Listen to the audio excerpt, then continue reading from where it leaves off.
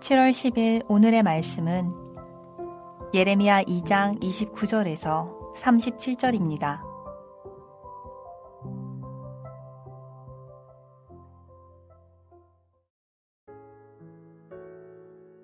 너희가 나에게 대항함은 어찌 됨이냐?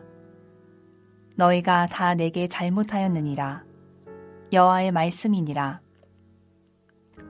내가 너희 자녀들을 때린 것이 무익함은 그들이 징계를 받아들이지 아니함이라. 너희 칼이 사나운 사자같이 너희 선지자들을 삼켰느니라. 너희 이 세대여, 여호와의 말을 들어보라. 내가 이스라엘에게 광야가 되었었느냐? 캄캄한 땅이 되었었느냐? 무슨 이유로 내 백성이 말하기를 우리는 노였으니 다시 주께로 가지 아니하겠다 하느냐? 처녀가 어찌 그의 폐물을 입겠느냐? 신부가 어찌 그의 예복을 입겠느냐?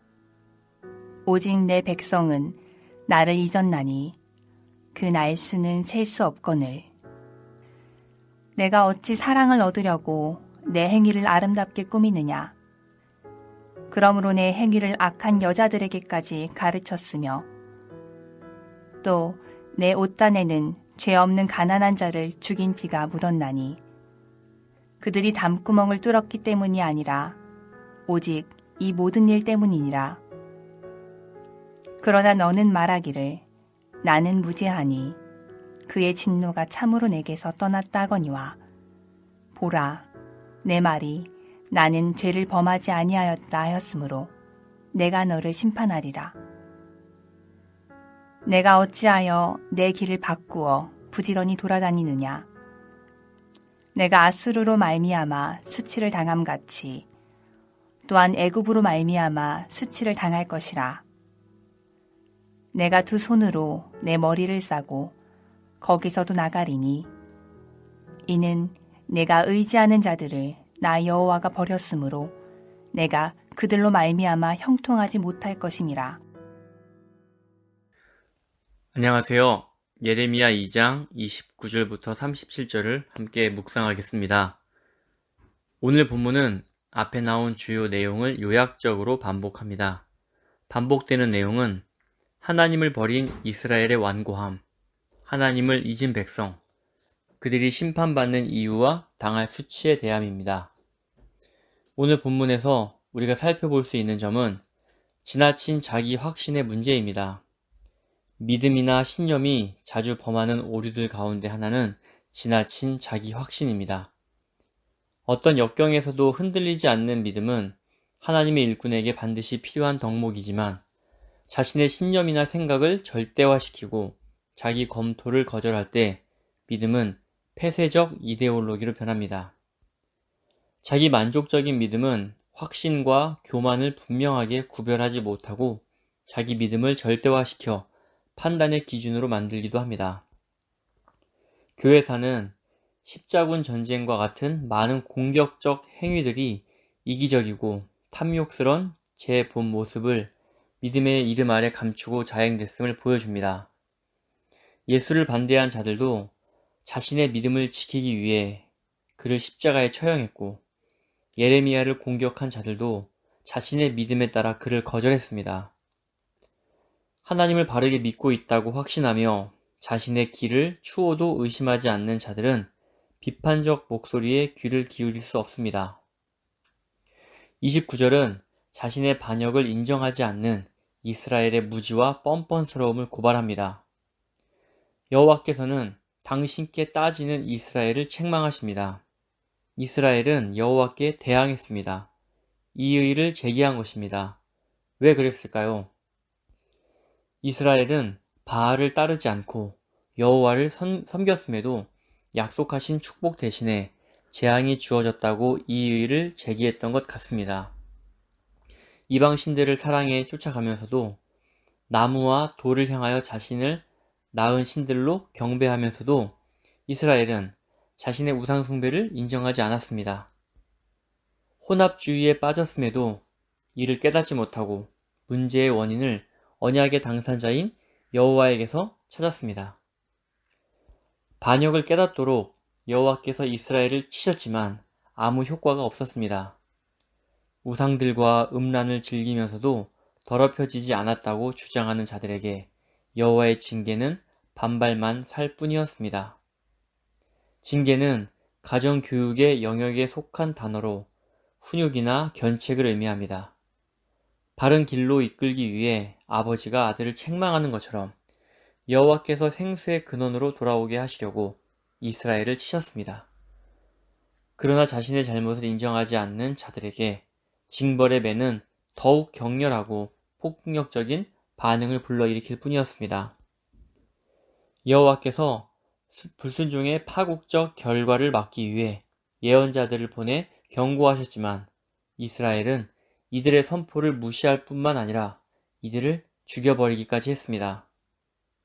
아무리 애를 써도 돌아오지 않는 당신 백성의 완악함에 여호와께서 절망적으로 탄식하십니다. 이스라엘은 광야를 안전하게 지날 수 있도록 인도해 주셨던 여호와께서 인간의 실존에 적대적인 광야나 캄캄한 땅인 것처럼 등을 돌렸습니다. 32절은 31절의 주제를 좀 더 사적인 비유를 담아 표현합니다. 결혼을 앞둔 젊은 여자가 결혼 선물로 받은 폐물을 잊을 수 있겠는가? 결혼한 새색시가 혼례식 때 입었던 신부복의 화려한 장식띠를 잊을 수 있겠는가? 그러나 이스라엘은 셀 수 없을 정도로 오래전에 하나님을 잊어버렸습니다. 광야의 짧은 신혼 기간을 보낸 후에 신부 이스라엘은 신랑 여호와를 버리고 다른 애인들을 찾아갔습니다. 하나님은 당신 백성이 이해할 수 없는 행태에 분노보다 차라리 절망감을 느끼십니다. 이스라엘은 하나님이 어떤 감정을 느끼시건 관심이 없었습니다. 그들의 유일한 관심사는 우상들과 사랑을 즐기는 것으로 이를 위해서라면 어떤 수고도 마다하지 않았습니다. 하나님은 이스라엘에게 잊힌 존재가 되었습니다. 하나님을 잊은 사회는 어떨까요? 이스라엘의 종교와 사회는 서로 의존적이기에 종교만 부패하고 사회는 건전하게 남을 수 없었습니다. 하나님과 맺은 언약을 무시하는 사회는 죄 없는 가난한 자의 억울한 피 흘림에 관심을 기울이지 않습니다. 이웃은 탐욕의 대상일 뿐 이들의 권리는 조금도 존중되지 않았습니다. 사적인 이익을 위해 거리낌 없이 정치, 경제적으로 연약한 자들을 착취합니다. 하나님의 백성으로 출발한 이스라엘이 하나님을 잊은 결과로 폭력과 탐욕이 지배하는 양육 강식의 사회로 퇴화했습니다. 사회 정치적 약자들의 부당하게 흘린 피가 그 원통함을 부르짖는데도 이스라엘은 자신의 의로움을 주장합니다. 이스라엘은 뭐가 잘못됐을까요? 아무래도 자기들의 믿음에 대단히 도취된 것 같습니다. 자신의 믿음에 잘못이 있으리라고는 생각하지 않기에 이들의 눈에 하나님의 이름으로 고발하거나 경고하는 자들은 무고한 교회를 비방하거나 회방하는 자들이 됩니다.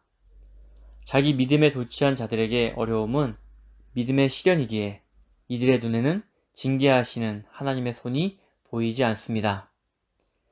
하나님의 징벌을 믿음에 따른 세상의 박해로 착각합니다. 결국 이들은 하나님의 이름으로 하나님께 대항하는 어리석음을 범하게 되었습니다.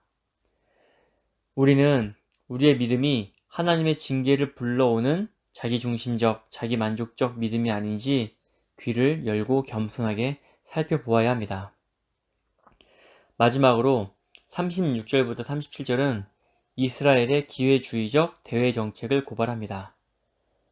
여호와 대신에 주변의 정치적, 군사적 강대국에 의존하여 생명을 도모하려는 시도는 이스라엘과 세상의 역사를 주관하시는 여호와의 역사 의지를 무시하는 형태로 정치적 형태의 우상 숭배였습니다.